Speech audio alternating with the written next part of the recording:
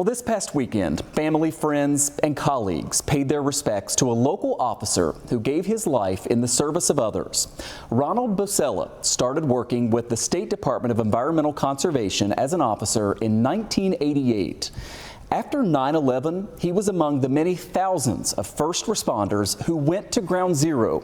He suffered severe health impacts and passed away after a long fight with illnesses connected to his service at the World Trade Center. Officer Bosella lived in Clarence, and he was 78 years old. Matt Krug is vice president of the PBA of New York State, and he joins us live here tonight.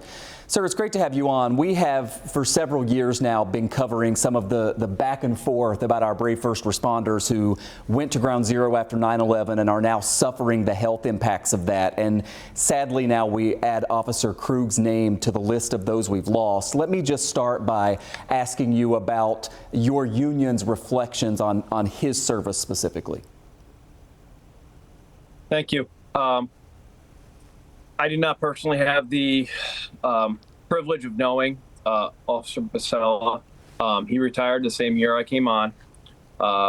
He was forced to retire after 7 years after 9/11 due to his health issues from his time at Ground Zero.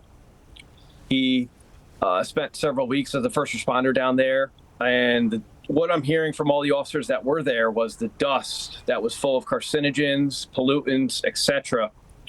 They were all inhaling. They didn't have the proper protective equipment, no masks or anything like that. And we have a lot of officers that are coming down with illnesses. And Officer Bosella is the sixth one confirmed to have died from 9/11 related illnesses.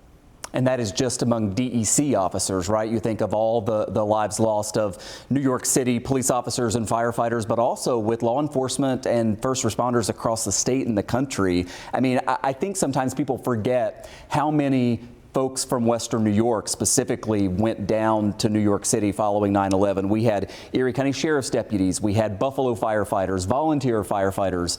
What is happening now to make sure that they are getting the health care they need if they're suffering from illnesses related to it?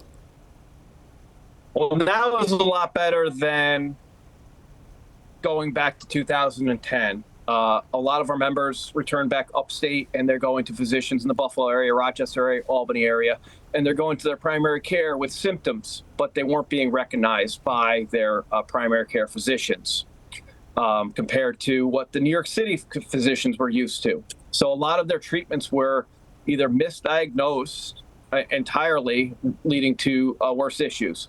Now they are in monitoring programs, and they can get better benefits, but oftentimes they're still running into trouble between workers' compensation, insurance, and the 9/11 compensation funds, and who wants to pay for the treatments and what came from 9/11 or could be something else. Yeah, finally, let me ask you about that 9/11 compensation fund, money set aside by the U.S. government to pay for the health care costs related to all that service. It seems like on a regular basis now there is this big fight about fully funding it and what that looks like. What would just be your simple message to folks in power from different parties, from different states, but just the importance of this?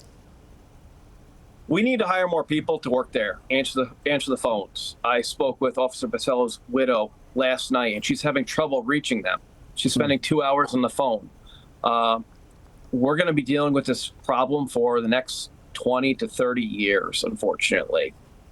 With the first responders are going to continue to come down with illnesses. The people at 9/11 in New York City at the time have grown up with some of this, and they're going to come down with illnesses, unfortunately. So we need this fully funded.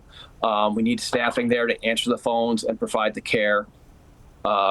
It's really, really important to the families because, like Officer Bosella was dealing with these illnesses for almost 20 years.